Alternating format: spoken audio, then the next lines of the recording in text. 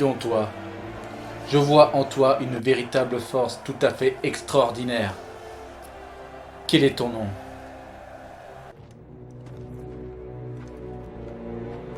Mon nom est Maximus Decimus Meridius. Bon, c'est pas à toi que je parle, Robin des Bois, c'est à ce type que je suis en train de parler là. Mon nom est Hercule Sorbonus d'Olympius. Fils du puissant des dieux de l'Olympe, Zeus. Protecteur des opprimés et des malheureux. Ennemi juré de ma belle-mère Héra. Père des enfants assassinés. Époux d'une femme assassinée. Et j'aurai ma revanche. Vers l'infini et au-delà.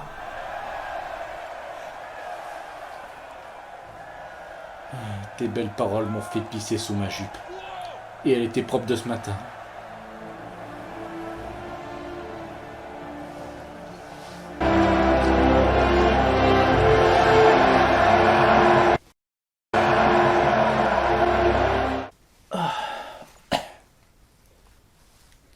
Salut à tous et bienvenue dans ce nouvel épisode des films à la patte. Et aujourd'hui, nous allons parler des deux classiques du cinéma péplum et on va commencer par celui de Ben-Hur réalisé par William Wyler, sorti en 1959. Ce film est l'adaptation du roman Ben-Hur A Tale of the Chris publié en 1880 et écrit par Lewis Wallace, un général nordiste reconverti dans l'écriture. Le livre qui fait la part belle de la vie du Christ devient le plus grand best-seller de la littérature à la fin du 19e siècle, dépassant la case de l'Oncle Tom pourtant très populaire. Super.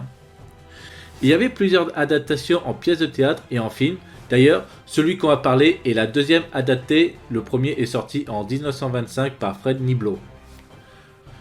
Ben-Hur et Messala ne pouvant pas avoir les yeux de couleur semblable, Stephen Boy fut contraint de porter des lentilles marron pour le rôle. D'ailleurs, le film gardait un secret. William Wyler ne voulait pas présenter le visage de Jésus-Christ, ni le nom de l'acteur qui jouait le rôle. En fait, il s'agissait d'un baryton américain consacré à l'opéra, Claude Hayter, qui avait été sollicité en 1958 à Rome. Donc l'acteur idéal est resté inconnu. Saviez-vous que Cesare Danova était présenté pour le rôle de Ben-Hur et Leslie Nielsen dans le rôle de Messala? Ils ont réalisé tous les deux leur bout d'essai, mais aucun d'eux ne fut retenu au final.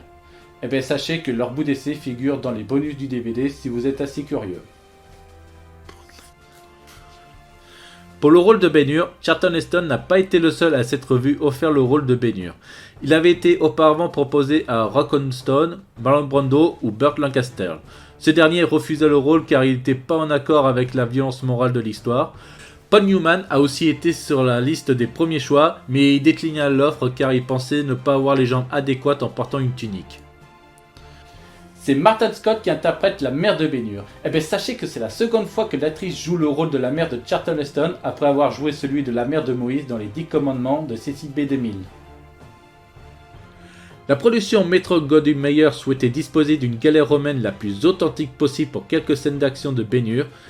Il fut donc fait appel à un spécialiste historique, mais quand les plans furent présentés aux ingénieurs, l'un d'eux affirma que le bateau était trop lourd et risquerait de couler.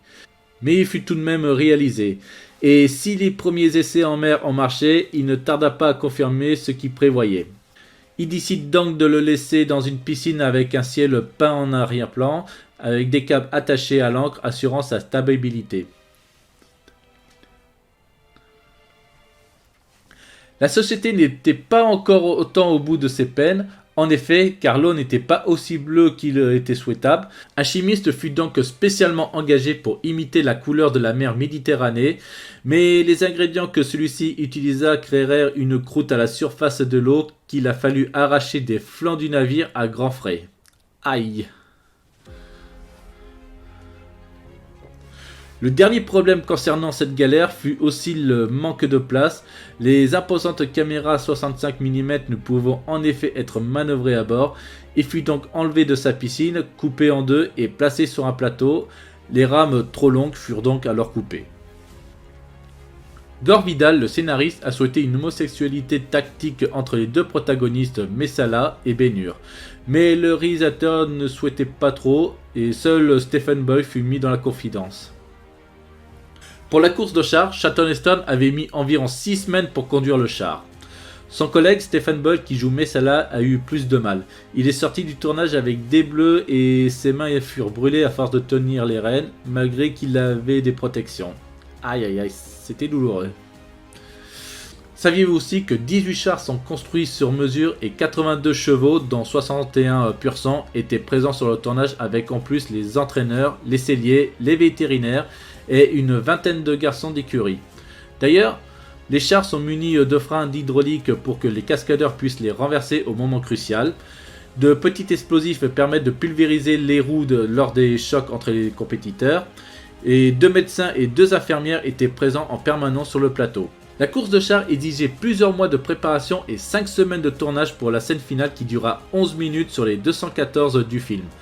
Les chevaux ne pouvant que courir plus de 7 fois par jour à cause d'une chaleur qui était si écrasante sur le plateau, la poussière soulevée limitait les prises de vue à 10 secondes, les délais s'allongent, le budget aussi, le stress ne fait que s'accentuer, la production MGM joue son avenir et le producteur Sam Zimbali, trop submergé, meurt d'une crise cardiaque en novembre 1958.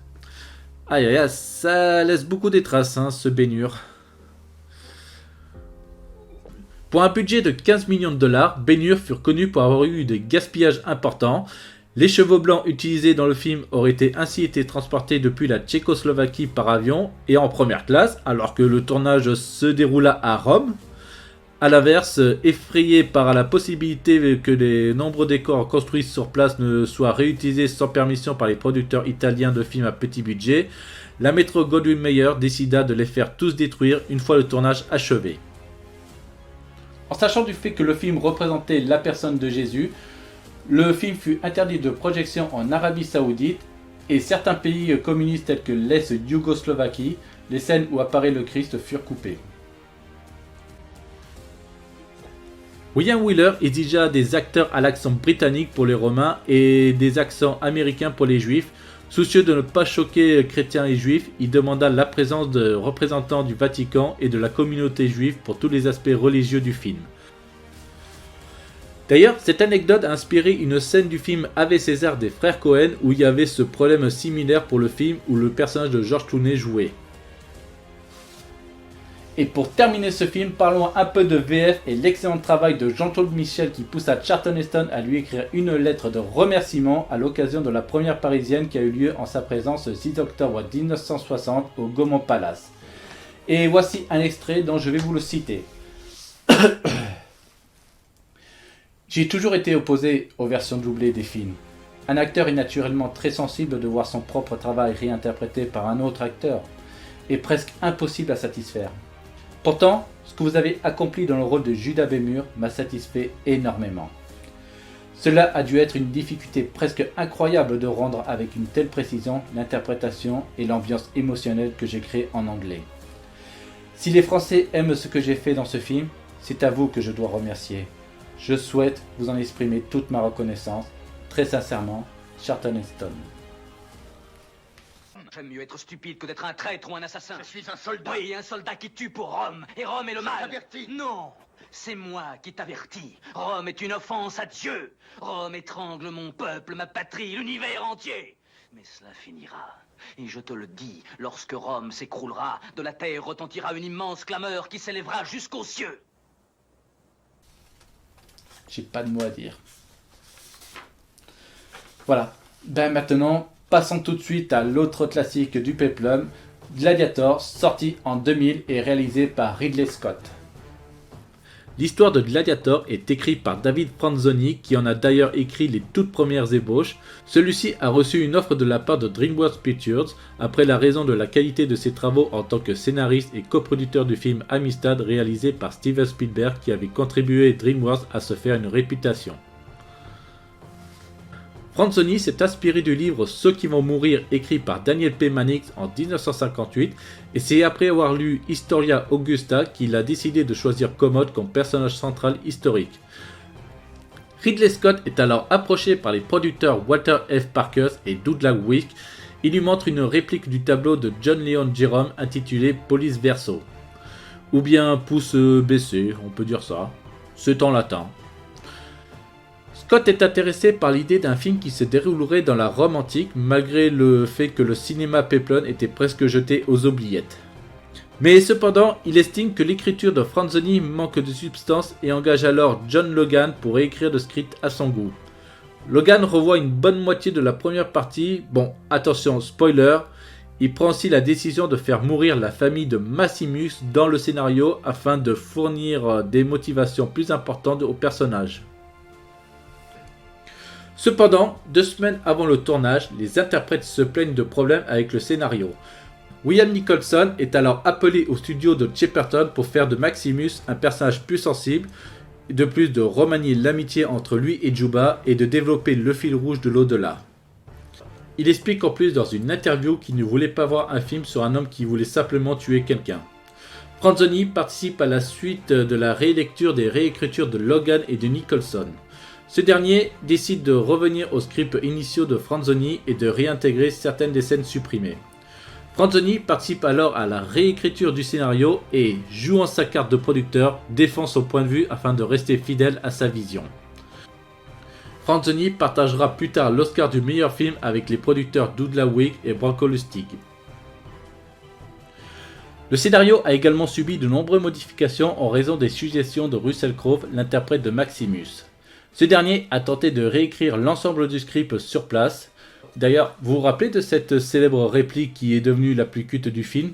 And I will have my vengeance in this life or the next. Et au début, il a refusé de la prononcer, mais il finira par le dire. On ajoute aussi que l'acteur avait dit à William Nicholson « Les dialogues sont nuls, mais étant donné que je suis le meilleur acteur du monde, je peux les rendre bons. » Sacré vénard, va. Le film est tourné dans les 3 lieux principaux de janvier à mai 99. La scène de la bataille des forêts de Germany a été tournée en 3 semaines à Bournemouth, près de Farnham, dans le Surrey, en Angleterre. Les scènes d'esclavage, du voyage dans le désert et de l'école de gladiateurs dans la province de Zoukaba ont été tournées dans les studios d'Atlas à Ouarzazate au Maroc durant 3 semaines. Pour construire l'arène dans laquelle Maximus effectue ses premiers combats, l'équipe a utilisé des matériaux et des techniques locales et fut bâtie par l'ensemble de 30 000 briques avec de la terre marocaine. Et enfin, les scènes de la Rome antique ont été filmées à Math durant une période de 19 semaines. Quel voyage! Parlons tout de suite du casting. Sachez que le rôle de Maximus était destiné à Mel Gibson, mais ce dernier refusa pour 2 raisons. La première, c'est qu'il se sentait trop âgé pour ses 43 ans. Et la deuxième, c'est qu'il était bien sûr occupé sur le tournage de The Patriot. Et c'est finalement Russell Crowe qui le remplaça. Les personnages de Commode et Lucilla, le premier choix s'était porté sur Jude Law et Jennifer Lopez pour que finalement ça soit Joaquin Phoenix et Connie Nielsen. Richard Harris devait jouer à l'origine Proximo, le maître des gladiateurs, mais il sera remplacé par Oliver Reed, mais Harry restera tout de même au casting en incarnant Macorel.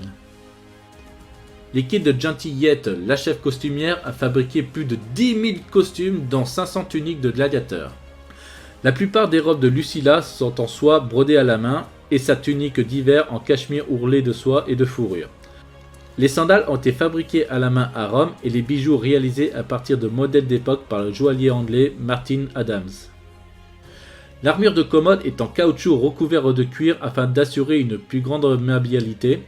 Celle de Maximus, sensiblement plus légère, était en mousse recouvert de cuir. Les tuniques de gladiateurs sont quant à elles en lin grossier. 5 tigres ont été amenés sur le tournage pour la fameuse scène du duel dans l'arène opposant Maximus au redoutable Tigri. Pendant la conception de la scène, un vétérinaire armé d'un tranquillisant se trouvait constamment sur place en cas où. De plus, pour qu'il n'y ait aucun problème de sécurité, Russell Crowe ne se tenait jamais à moins de 5 mètres des animaux. Et bien sûr, pour tourner le moment où un tigre s'accroche sur Maximus, c'était évidemment un faux tigre qui a été remplacé. D'ailleurs, pour une autre anecdote, sachez qu'à la base, c'était pas censé être des tigres qui devaient être présents lors du duel. Non, à la place, ça devait être censé être un rhinocéros. Mais évidemment, c'était vachement compliqué pour essayer de tourner ce genre de scène. Alors c'est pour ça que l'idée du rhinocéros a été abandonnée. Ouf. Ouais, je commence à avoir chaud dans cette armure là, je vous le jure. Hein. Bon, allez, on va terminer tout de suite avec l'anecdote qui explose. Ah ben ça y est, j'ai encore plus chaud là, ça y est. Ouh. Bon ben vu que cette anecdote je l'ai écrit à la dernière minute sur mon téléphone et j'ai pas eu le temps de l'imprimer sur une feuille. Alors du coup je vais vous le lire sur mon téléphone. C'est sympa, le grand empereur romain qui lit un téléphone. C'est mignon et c'est débile. Bon allez. Bon, vous le savez peut-être que ce film était endeuillé par le décès de l'acteur Oliver Reed qui était mort 3 semaines avant la fin du tournage, bien sûr. Une clause dans le contrat d'assurance permettait à Ridley Scott de réaliser les scènes manquantes de Reed avec un autre acteur. Mais comme le reste de la distribution était épuisé du fait de réajustements permanents d'emploi du temps, le cinéaste a eu recours à des effets visuels pour le remplacer. Il a ainsi greffé numériquement son visage sur le corps d'une doublure. Sur le corps d'une doublure. Vous savez, le visage tout tout. Ça s'appelle le deepfake, hein, si vous connaissez l'application. Hein. Eh ben, sachez qu'à cette époque, cet effet-là avait coûté 3 millions de dollars. Ouais, 20 ans d'expérience. Eh ben, sachez aussi qu'on a dû aussi remanier le scénario dans ce film. Ben, attention, je vais vous spoiler le film. Je vous laisse 3 secondes. 1, 2, 3. Eh ben, sachez qu'à la fin, lors de l'évasion de Maximus, Juba, le meilleur ami de Maximus, se fait tuer. Mais par contre, le personnage de Proximo survit. Et c'est donc lui qui lui rendra hommage à la dernière scène du film. Mais évidemment, dû au décès de l'acteur, on a dû remanier un peu le scénario. Et finalement, le personnage de Oliver Reed décédera plus tôt lors de l'évasion de Maximus. Et à la place, on a décidé de faire survivre Juba pour que ce soit lui qui rende hommage au gladiateur à la fin du film. Et ben voilà, ça y est. C'était mon anecdote qui avait explosé sur mon portable. Bien. Eh bien, si vous avez aimé cette vidéo, n'hésitez pas à liker, à partager et lever un pouce en l'air. Et puis voilà, et puis d'ici là, je vous dis à plus. Sayonara, ave et ciao. Vous voyez, même dans la mort, on n'arrête pas sa carrière au cinéma. Comme nous l'avait montré Oliver Reed.